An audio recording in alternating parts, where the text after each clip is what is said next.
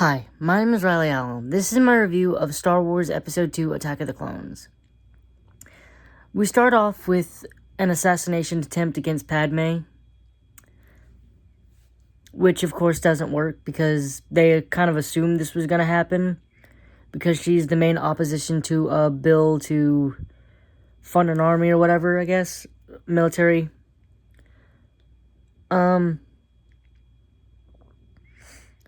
Well, then we go to basically a meeting with the Jedi and Palpatine, where Palpatine's trying to be like, no, I totally don't want this war. I love peace, prosperity. Yeah, I love that things. Totally. I'm totally not a secret Sith. And plotting your downfall. Absolutely not. Then we have a meeting between senators and Palpatine, where he basically says to Padme and the Jedi, hey, why don't we have some Jedi bodyguards? You know, like Master Kenobi and that Padawan of his. I don't know why he suggested this, to be honest. I don't know what Palpatine got out of that. Although, considering Anakin mentioned he has been thinking about Padme for, like, the past 10 years, I can only assume he mentioned it to Palpatine, and this is Palpatine's way of being a bro. I mean, I don't know. Or maybe it's just be like, maybe now I'll stop mentioning Padme Amidala. Then we meet Anakin and Obi-Wan, and they have a little bantering. My problem with Anakin and Obi-Wan in this movie is they don't feel like they've known each other for 10 years. They feel like they just met a month ago and they're just kind of finding their footing. But yet they have 10 year of relationship under the belt, so they have 10 years worth of things against each other. And it's just, there's only a few scenes in this movie where I'm like, oh yeah, they did know each other for 10 years. And the bantering before they enter Senator Amidala's apartment is one of them. They were bantering about Obi-Wan falling into a nest of Gundarks and Anakin saving him. Then we meet up with Jar Jar, who is, again, he's more annoying in this film than he is the last one. But I still didn't really find him annoying, I guess because he isn't there as much. And Anakin, another thing is, he was far too whiny in this movie. Dear Lord.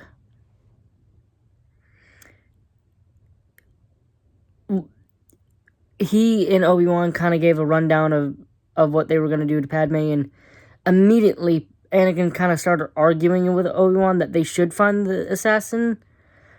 Dude, read the room. Act professional, dude. Do this behind closed doors or something. At least have a semblance of professionalism in you. Then he makes mention of having dreams about his mother. And to my recollection, I don't think he's told Obi-Wan that they were actually visions. He just gave some vague nonsense of dreams. I don't know. Then we have then Padme has a plan to basically lure the assassin in. And it works. There's an assassination attempt. A droid flying thing sends in 2 killer bugs, which Anakin kills, and then Obi-Wan proceeds to jump out the window and attack the droid. If Anakin's reckless, he learned it from Obi-Wan. Let's make that fact clear. Jumping out of windows. Then Anakin proceeds to commit Grand Theft Auto, stealing a speeder.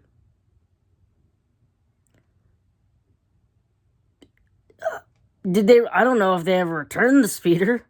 Just imagine some poor Coruscanti person waking up to go to work. Man, my speeder's been stolen. Is being a Jedi covering the Grand Theft Auto? Did the Jedi got Jedi lawyers? Did the Jedi have insurance claims?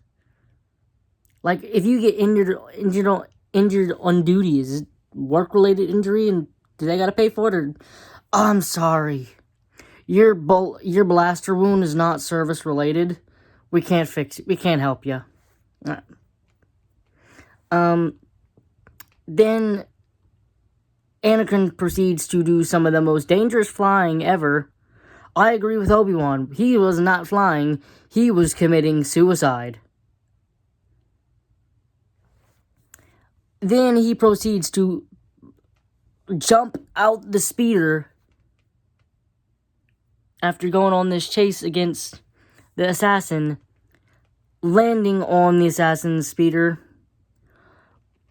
1 inch away, and he'd have been dead. He'd have been a Skywalker pancake. They managed to chase the person to this club where Obi-Wan basically kind of lectures Anakin about losing his lightsaber. And then Anakin kind of says he's the closest thing. Obi-Wan's the closest thing to a father he's ever had. But I'm pretty sure, like, in the next movie, they kind of backtrack and say Obi-Wan's as close as a brother to him. Kind of pick your lane. Well, Obi-Wan gets into the bar, and of course, the first thing he does once he's in the bar, he gets a drink. He's on duty, and he gets a drink.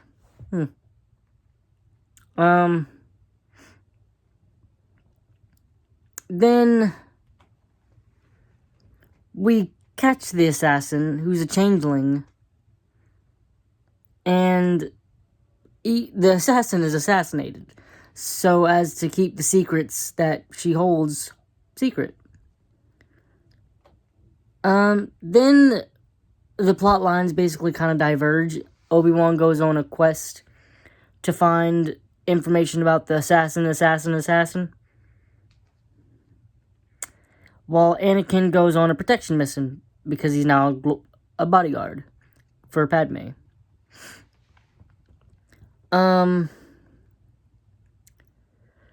So Padme and Anakin proceed to go to Naboo as refugees. Now, this is something that confused me. The galaxy is not a very small place. It is a very big place. But I just feel like if somebody wants Padme so dead, so badly, they would think to check her home planet first. So why do they go to Padme's home planet? Of all the planets, I'm sure there's like one planet in the middle of nowhere that they could just hide out in some hut in the middle of nowhere on this middle of nowhere planet.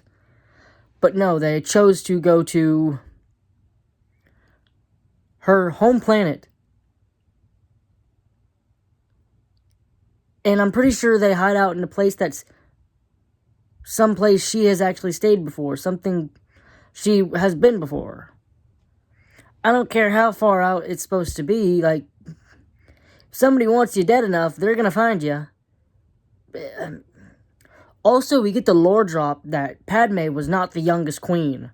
She was a queen at 14, mind you, so there was someone younger than her as a queen. What are the people in Naboo doing? Jesus.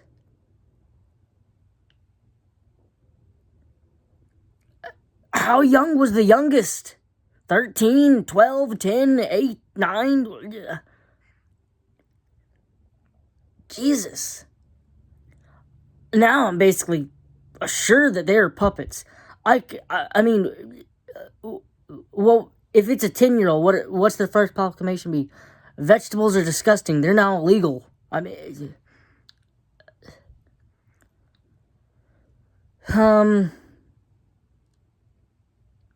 then we proceed to have some of the weirdest and kind of badly written dialogue between Anakin and Padme. I'm going to be honest, I don't usually watch these scenes. Once you watch them once or twice, you don't really need to go back and watch them. You kind of skim through them. This is the part of the movie where you can just kind of safely skim by a little bit. And that's what I usually do. Then Anakin has another vision of his mother, and this time he and Padme decide to go to Tatooine to find her. They get there, and he tracks down Watto, and Watto basically greets Anakin like an old college buddy, like, Annie, how are you? How you been, buddy? And not as if he didn't own Anakin for, like, what, several years?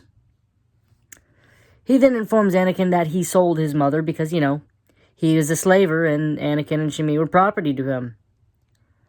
But he does inform Anakin that he sold her to a moisture farmer who, I guess, freed and married her, which is good.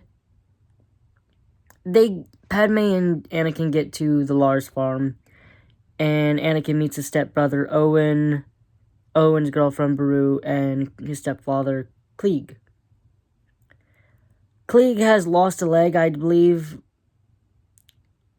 It's mentioned that he was part of a search party to rescue Shmi, who has been held captive by the Tusken Raiders for over a month. Klieg tries to tell Anakin that it's fruitless to go find her, that she's dead. Anakin isn't hearing any of this, so he goes and finds her, and she dies in his arms, which horrifyingly sad, I guess. What is also horrifying is the fact that he decides to commit genocide after the fact, killing not just the men, but the women and the children. I'm kind of guessing Shmi died that instant, not because, through a combination of her injuries, and I guess because she was only really holding on to, in the hope that she'd get to see her son again. Well, he gets back to the Lars farm and has a conversation with Padme, telling her that he killed the entire village, waving this neon red flag in Padme's face, but luckily for him, Padme's colorblind, because she still falls in love with this man. I guess she thinks it's just going to be the one genocide or something. I don't know. Look, if I'm starting to have romantic feelings for someone and they say, oh yeah, I killed an entire village of people, not just the men, but the women and the children too. Police. I'm hauling it the other way. I'm calling the police. No. Then, back to Obi-Wan's storyline. He meets up with this guy named, this backyard, or back alley information dealer, Dex, who owns his own restaurant.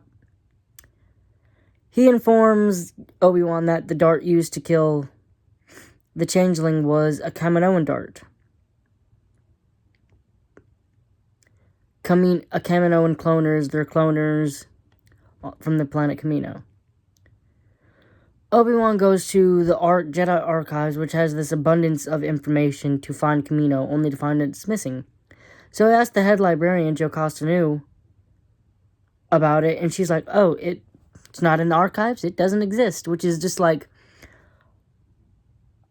I know people say Anakin's arrogant, and but this has got to be one of the most arrogant statements ever.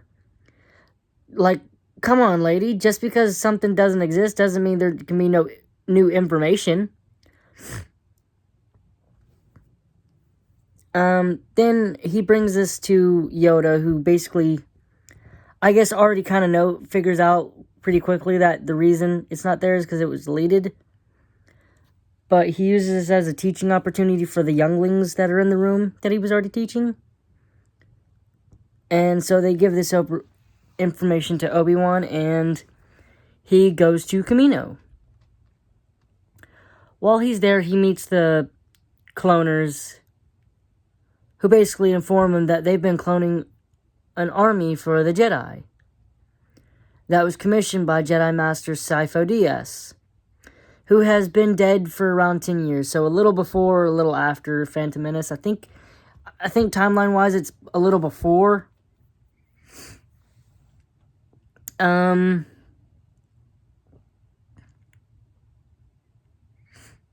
we meet up with Then he meets with Jango, who is the assassin. Side note, why did Jango work with Zam Wesell? Wouldn't he had to split the cut? Because I believe he was the one that was hired to kill Padme. So why did he go and work with Zam Wesell, the changeling? Wouldn't he have just had to split his cut a little bit with Zam? I don't understand that. He's a proficient enough bounty hunter himself. He could have done the job. I just don't understand why he worked with someone like Zam. Well, Obi-Wan's, fishing for information, and, Jango's kind of acting suspicious. Then he asks him, was he close with, Sifo Dyas? And he says, who's that? He says he was hired by a man named Tyrannus, which, I don't know why Kenobi didn't clock that as a Sith name. That sounds very Sithy. Well, Jango proceeds to flee with his son, Boba, who's actually a genetic clone of Jango himself, just without the aging component all the other clones have. Obi-Wan proceeds to chase after him, Jango, with his own ship. And Jango very nearly kills Obi-Wan in this sequence. Then he basically lands on Geonosis, where he sneaks around and he finds out that the Techno Union and the Banking Clan are allying with the Separatist Alliance. Side note, the Separatists themselves, the way that they're going about it isn't really evil, so say. It's more of Dooku himself. We find out later in the Clone Wars that there are good Separatists, just like there are bad republics, And this is something that I kind of like about Star Wars recently. It's showing that the galaxy isn't so black and white, just like the world. The world isn't black and white, neither is the Star Wars galaxy. It's something that's kind of hard to tell from the movies themselves, though, unless if you're Anakin. But even then, Anakin's kind of like,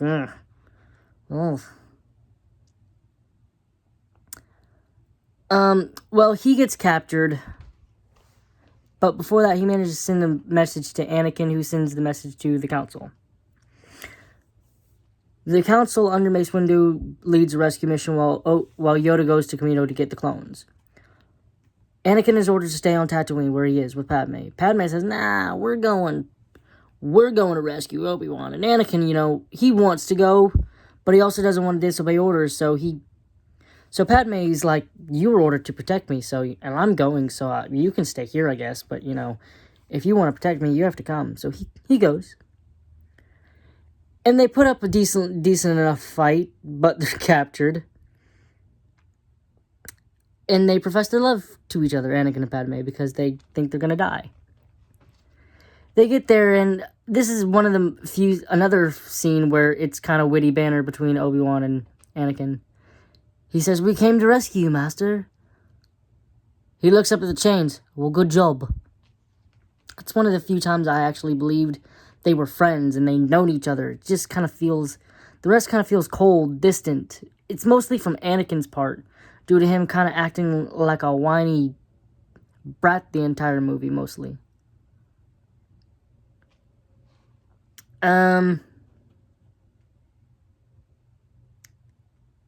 Then the Jedi come and save them, and this is my favorite sequence. A lot of Jedi died during this. It made the Jedi, of course, we know a lot of Jedi died due to the original trilogy, but this made them seem so... This actually made the battle droids feel scary, the way they were just dropping Jedi left and right. It's something, if you watch the Clone Wars, you're like, oh, man. Because the droids are kind of comedic in the Clone Wars, but, if you watch the scene, you remember, oh, yeah, they were trained to kill Jedi, too. Then the clones come to be the cavalry for the cavalry, that was the Jedi. And they proceed to have a kind of a weird battle, where they're just charged forth at each other, the droids and the clones. I can only assume that a bunch of casualties happened due to friendly fire, because they seemed to be on top of each other. Anakin, Padme, and Obi-Wan escape on a ship, which is then hit with fire, knocking Padme out of the ship. Anakin wants to jump out, basically showing his impatience, and his attachment. He then is convinced by Obi-Wan that Obi-Wan needs his help to defeat Dooku, so he stays. They get there to fight Dooku, and Anakin again shows his arrogance and his impatience, attacking Dooku first and getting his ass handed to him, just flung across the room. Bye. Obi-Wan attacks him, manages to hold him a bit longer, but again, he's thrown over too. Anakin comes back for round 2, and Obi-Wan throws Anakin his lightsaber, so he's now fighting in a style I believe is called Jar-Kai. But Count Dooku's favorite form, Makashi, I believe it is the duelist form. So he's proficient in dueling lightsaber users. He disarms Anakin, literally takes his arm and sends him across the room. Then Yoda comes in and basically beats Count Dooku, and I believe he would have won against Count Dooku if Dooku didn't force pull a pillar and to throw it to Obi-Wan and Anakin, forcing Yoda to stop and save them. Also, it's funny watching the sequence, knowing that Yoda was Dooku's master. This scene's basically Yoda giving the belt, giving an ass whooping to his unruly child, and Dooku, with the belt being a lightsaber. Dooku does manage to escape, and the Clone Wars officially begin. Then we have a wedding between Anakin and Obi-Wan. Anakin and Obi-Wan. Oof. Different movies, I guess. That'd be a completely different movie. Anakin and Padme. And side note, why are they getting married? They hardly know each other. They've only known each other, what? A month at most? Come on. Have they even had, 2 dates yet? What were the vows? What were Anakin's vows? I promise never to commit another genocide.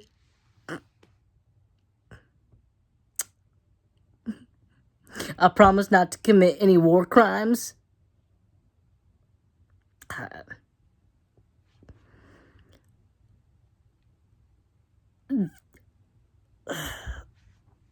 Overall, Anakin's character in this was my least favorite.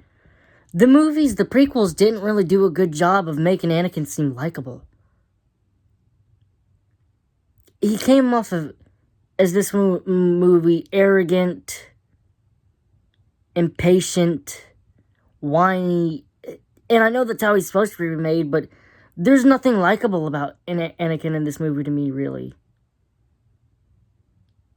To me, the thing that saved Anakin's character, that made him really seem likable, that made me actually want to like Darth Vader instead of really hate him, was the Clone Wars. The Clone Wars truly saved Anakin's character, in my opinion, made him seem likable. It saved his relationship with Obi-Wan, and Obi-Wan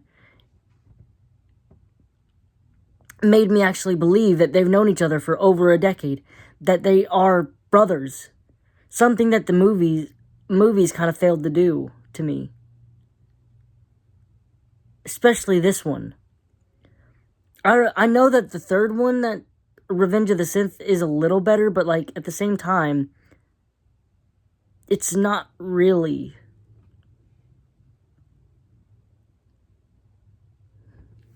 Overall, this movie, though, is not my favorite, so I'm going to give it a 7 out of 10. Thanks for watching the video. Don't forget to like, comment, subscribe, and I'll see you in the next video.